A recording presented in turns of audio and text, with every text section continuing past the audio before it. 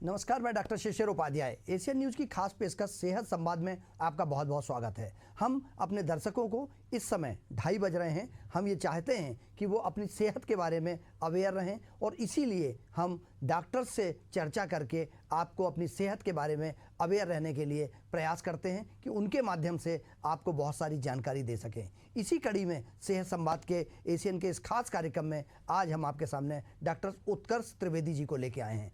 Doctor उत्कर्ष त्रिवेदी जी, आपका बहुत बहुत स्वागत है। हम अपने दर्शकों को बताना चाहते हैं कि प्राचीन जो है होम्योपैथी भारत की सबसे पुरातन, आयुर्वेद और होम्योपैथी सबसे पुरातन चिकित्सा पद्धति मानी जाती है और इसमें ये वहम है, इसमें इलाज में धीमे फ़ायदा होता है। हमने जब बहुत सारे रिसर्च किए और बहुत सारे लोगों से बातचीत की तो हमारे सामने ऐसे बहुत सारे लोग आए जिन्होंने बताया कि एलोपैथी के साथ साथ होम्योपैथी के इलाज कराना बहुत बेहतर उनको नज़र आया और उन्होंने अपने परिणाम बताए, उन्होंने अपनी उपलब्धियां बताईं। जिस तरीके से होम्योपैथी से फ़ायदा होता है और होम्योपैथी के कोई साइड इफ़ेक्ट नहीं है। एलोपैथी में माना जाता है कि साइड इफ़ेक्ट हो सकते हैं। हम एलोपैथी के डॉक्टरों से भी आपकी मुलाकात कराते हैं, वो भी बताते हैं। हम आयुर्वेद, एलोपैथी और होम्योपैथी तीनों पैथियों के सम्मानीय डॉक्टर से आपकी मुलाकात कराते हैं और उनसे जानते हैं कि क्या बेहतर हो सकता है, क्योंकि हमारे लिए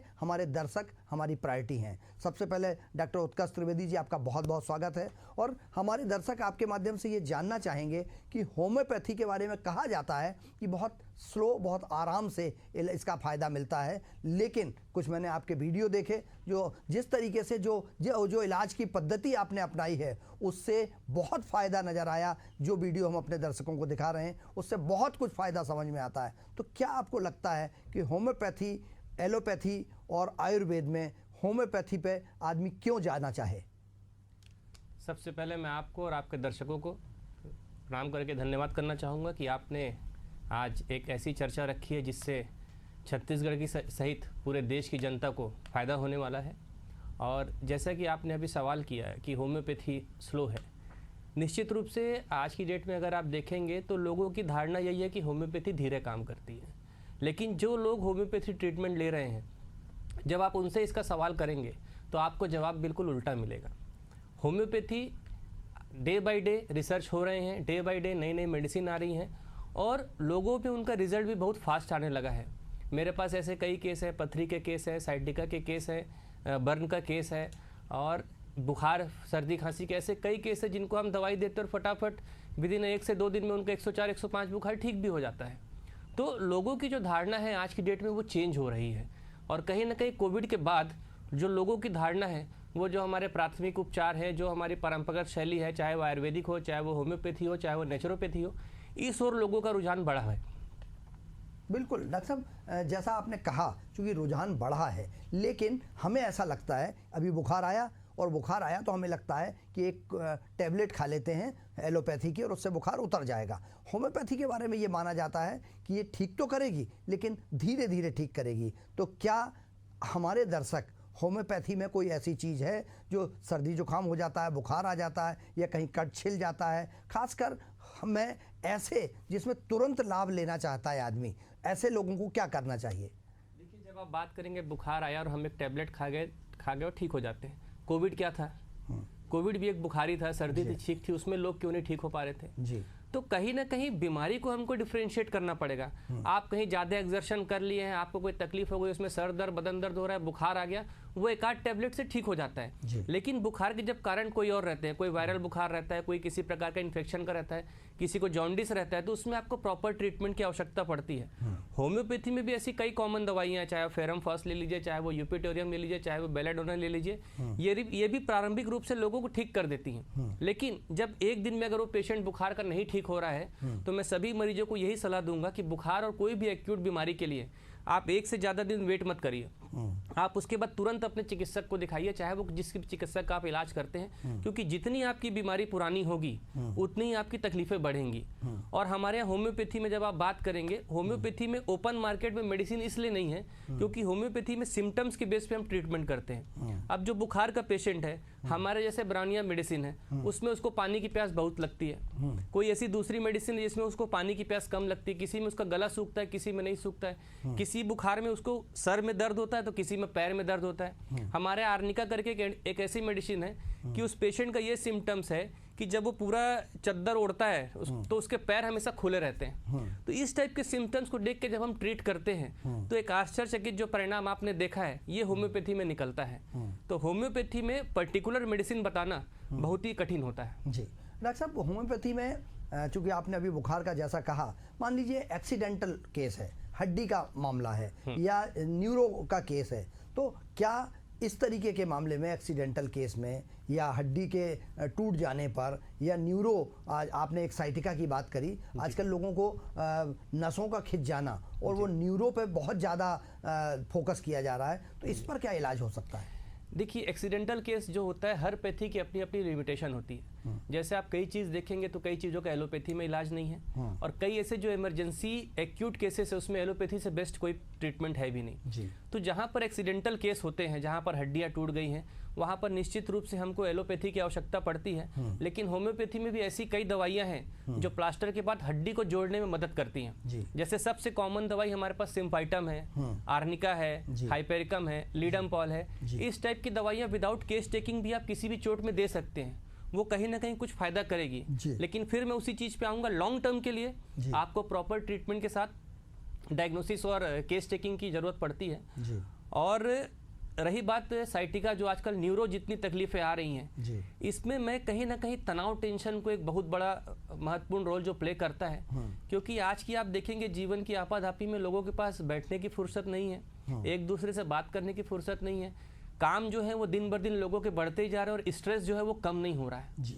तो मेंटल प्रेशर जब तक आपका बैलेंस नहीं होगा तब तक आपको न्यूरो संबंधी समस्या आती रहेंगी। और होम्योपैथी जो रहता है, जो सम से समान की चिकित्सा पे आधारित है, मतलब जिस चीज़ से आपकी बीमारी आएगी उसी चीज़ से बीमारी आपकी जाएगी, और ज़रूरत से ज़्यादा अगर आप उस दवाई को ले लेंगे तो आपकी बीमारी वापस भी आ सकती है। तो हम एज अ होम्योपैथी में हम मन, दिमाग और शरीर तीनों का तालमेल मिला के जब हम उस पेशेंट को उसकी चुनी हुई दवाइयाँ देते हैं, तो चाहे वो साइटिका हो, चाहे नसों के संबंधी कोई भी बीमारी हो, चाहे वो कई प्रकार के ब्लॉकेज हो, निश्चित रूप से हमको इसको ठीक करने में सहायता मिलती है। जी डॉक्टर साहब, चूंकि हमारे दर्शक देख रहे हैं और हर दर्शक के दिमाग में ये सवाल आता है कि आजकल बहुत सारी जगह खान पान की वजह से पथरी का, चाहे वो किडनी में हो, चाहे गाल ब्लेडर में हो, चाहे शरीर के किसी अन्य हिस्से में हो, पथरी के बारे में हर आदमी परेशान है, चूँकि पीने का पानी और खान पान की जो स्थिति उसके कारण हो जाता है। तो क्या पथरी के इलाज में होम्योपैथी कारगर होती है?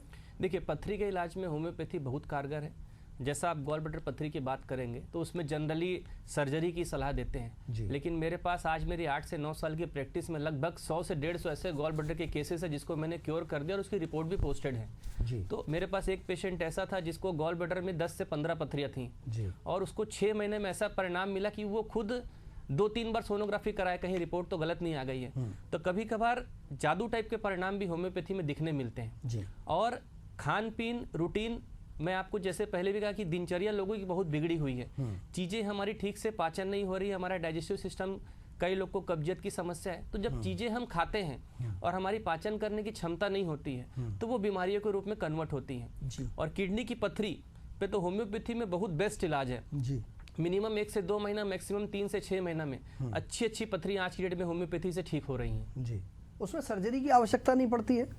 देखिए, मैंने तो अभी तक किडनी के जितने भी केस लिए हैं, मेरे से किसी को भी सर्जरी की तरफ आवश्यकता नहीं पड़ी है। अगर अपवाद में कभी कभार ऐसा होता है कि जो आपकी मूत्र नली होती है जिसमें कभी कभार पथरी फंस जाती है, तो उस केस में भी हम अगर सही दवाई चुन के देते हैं और उसको पानी पीने की ज़्यादा सलाह देते हैं तो कई प्रकार की पथरियाँ निकल जाती है। मेरे पास भी अभी रिसेंट में सबसे बड़ी जो है 18 mm 20 mm की पथरी यूरिन के रास्ते से निकली है, और वो पेशेंट के भरोसे के ऊपर रहता है और पेशेंट का जो विल पावर रहता है। कई बार पेशेंट ऐसा आता है कि सर मैं मरूंगा तो आप ही क्या मरूंगा, आप ही दवाई दीजिए। और कई बार ऐसा भी पेशेंट होता है कि इसको थोड़ा सा भी दर्द होता है तो वो जाके ऑपरेशन करा लेता है। तो एक डॉक्टर के साथ, एक दवाइयों के साथ मरीज को ठीक करने में उसका विश्वास और उसका विल पावर वो भी बहुत महत्वपूर्ण रोल प्ले करता है। जी डॉक्टर साहब, चूँकि एक सामान्य बीमारियों के साथ साथ कुछ गंभीर बीमारियां बहुत ज़्यादा आ रही हैं, देखने में आ रही हैं। खासकर उसमें हम जैसे कैंसर की बात करते हैं। कैंसर, लोगों को हार्ट अटैक, इससे बहुत समस्या हो रही है और अचानक आता है, पता भी नहीं चल पाता, ज़िंदगी बर्बाद हो जाती है। होम्योपैथी में कैंसर के लिए क्या क्या इलाज है? देखिए, होम्योपैथी में लगातार कैंसर के बारे में रिसर्च चल रही है, लगातार दवाइयाँ कई सारी चल रही हैं। और फिर मैं उसी पे आऊँगा कि हम जाते हैं मन और दिमाग के ऊपर। अब जैसे आप एक हेल्थ के डेफिनेशन में जाएंगे तो जिस व्यक्ति की आत्मा, दिमाग और शरीर इन तीनों में बैलेंस है, उसकी बॉडी स्वस्थ है। कोई भी चीज़ खाने की इच्छा आपको मन से होती है, कोई दुख, कोई दर्द मन में आता है, किसी भी चीज़ का अटैक आपको मन में आता है जी। और मन में जो चीज़ आती है तो दिमाग उसके बारे में लगातार सोचता है कि मेरे को ये चीज़ खानी है, कहाँ मिलेगा। दिमाग बोलता है इस दुकान में मिलेगा, तो उस दुकान में जाके शरीर खाते हुए दिखता है। अगर मैंने आपको कोई चीज़ बोल दिया, आपको बुरा लगा, तो आपका दिमाग तुरंत वर्क करता है, इससे मैं बदला कैसे लूँ। दिमाग बोलता है इसको डंडे से मारो, तो मारते हुए शरीर दिखता है। तो कभी भी जो भी आपके फिजिकल रूप से जो चीज़ें आती हैं, अकॉर्डिंग टू होम्योपैथी, कहीं ना कहीं जब आपका मन डैमेज होगा और दिमाग आपका डैमेज होगा, तभी वही चीज़ बॉडी में आएगी।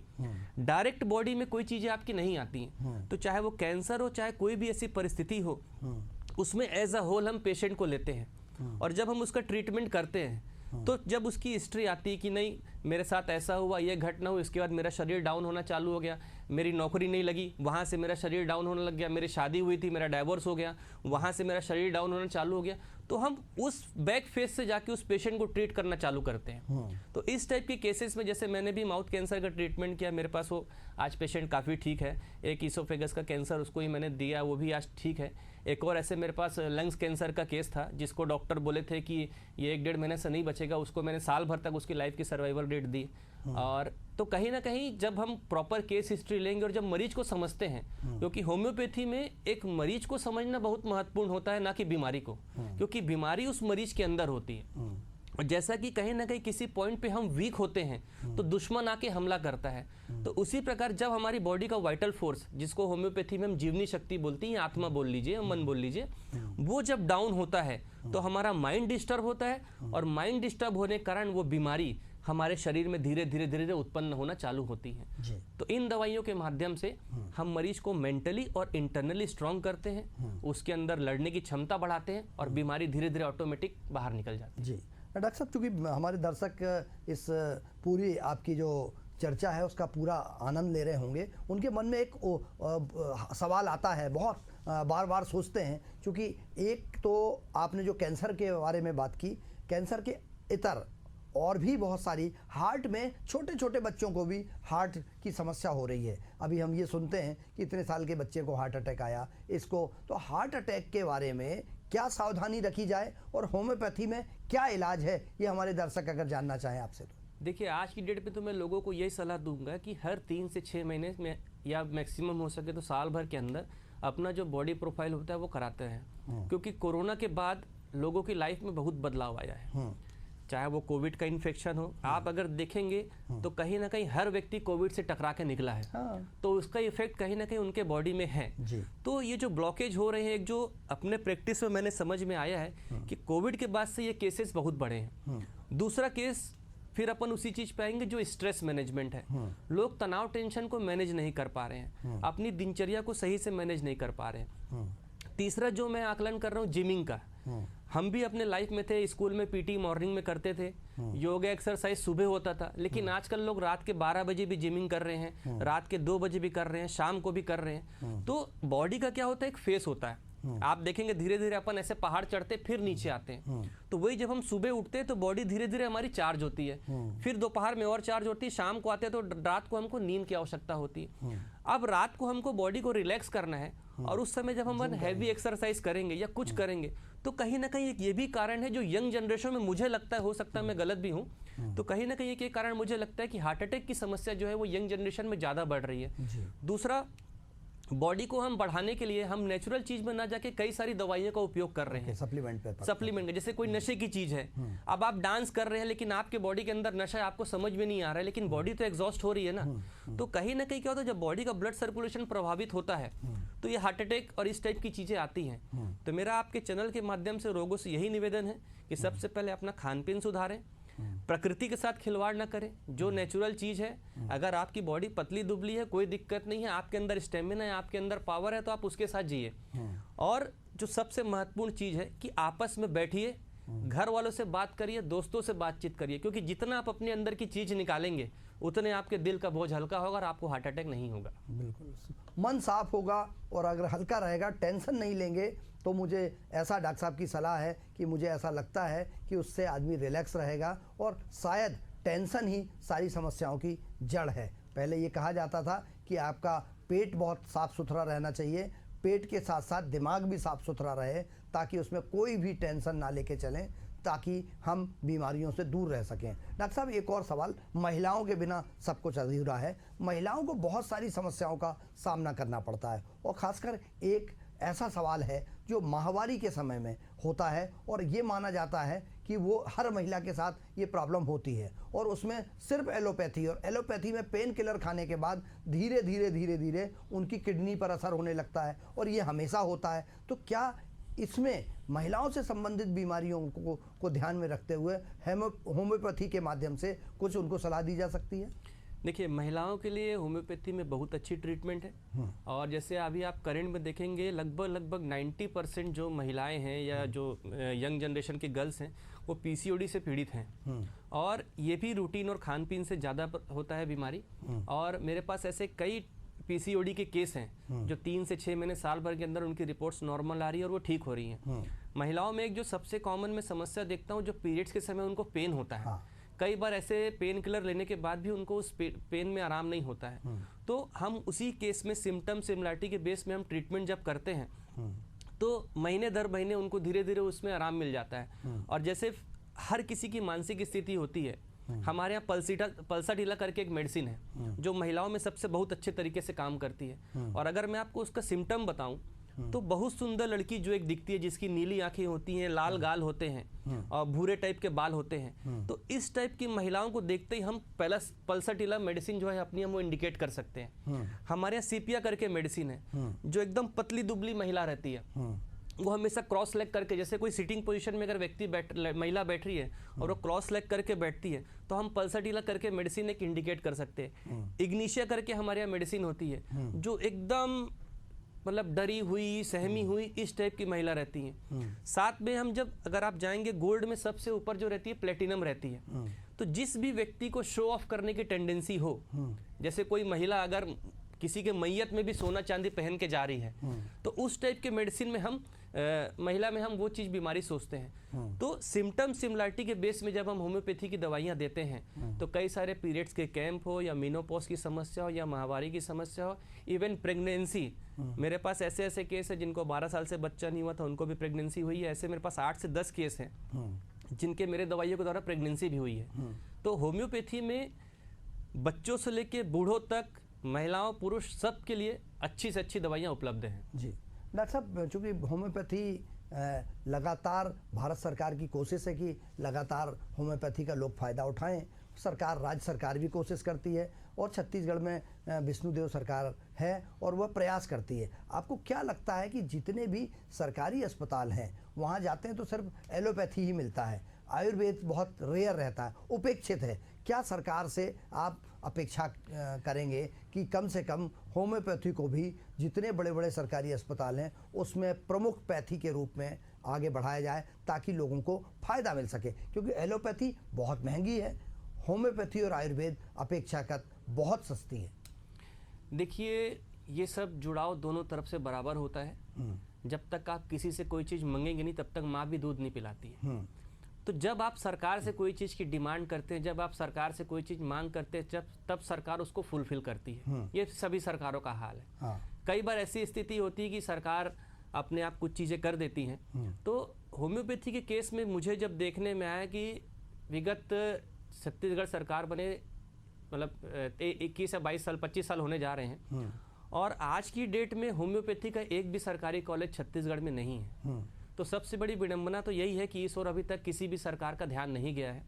और मैं आपके चैनल के माध्यम से हमारे मुख्यमंत्री, हमारे स्वास्थ्य मंत्री जी से निवेदन करूंगा कि अगर इस कार्यकाल में अगर होम्योपैथी के कॉलेज खुल जाए तो निश्चित रूप से छत्तीसगढ़ में जो लोगों को एक होम्योपैथी के जरिए सेवा करने का बहुत अच्छा अवसर मिलेगा और कम खर्चे में एक बेहतर इलाज होम्योपैथी को मिलेगा। क्योंकि केंद्र में जब से मोदी जी आए हैं तो कुछ बजट होम्योपैथी के लिए और आयुर्वेदिक के लिए बढ़ा है। अभी यहाँ पर एक नेचुरोपैथी का हॉस्पिटल भी नया रायपुर में शायद खुला है।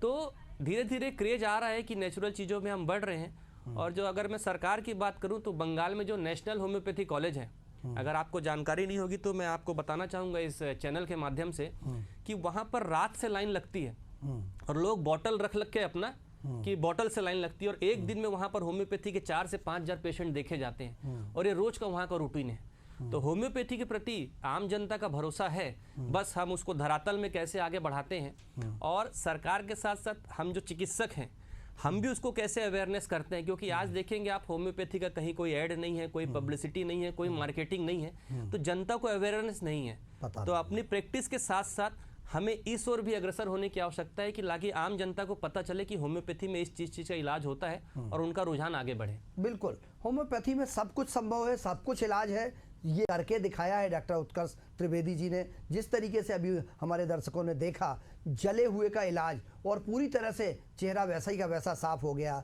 हड्डी का इलाज, पथरी का इलाज या इसके अलावा बुखार का इलाज और गंभीर से गंभीर बीमारी का इलाज संभव है होम्योपैथी से और उसे किया जा सकता है। यह रायपुर शहर में बैठकर डॉक्टर उत्कर्ष त्रिवेदी जब कर रहे हैं तो मुझे लगता है कि सरकार ये फरियाद सुनेगी और होम्योपैथी का एक कॉलेज अगर रायपुर छत्तीसगढ़ में खुलता है तो उससे प्रदेश की जनता को इसका पूरा लाभ मिल पाएगा। हालांकि चाहे एलोपैथी हो, चाहे होम्योपैथी हो और या आयुर्वेद हो या यूनानी हो, कोई भी पैथी सिर्फ जनता के दुख दर्द दूर करने के लिए होती है और उसमें एलोपैथी बहुत महंगी है, आयुर्वेद, होम्योपैथी और यूनानी ये काफ़ी सस्ते पड़ते हैं। तो इस पर भी फोकस सरकारों को करना चाहिए। हमारे साथ आज सेहत संवाद में चर्चा करने के लिए डॉक्टर उत्कर्ष त्रिवेदी जी जुड़े और जिन्होंने हमारे दर्शकों को बताया, उनकी शंका का समाधान किया कि इलाज है लेकिन ज़रूरत आपके जागरूक होने की है।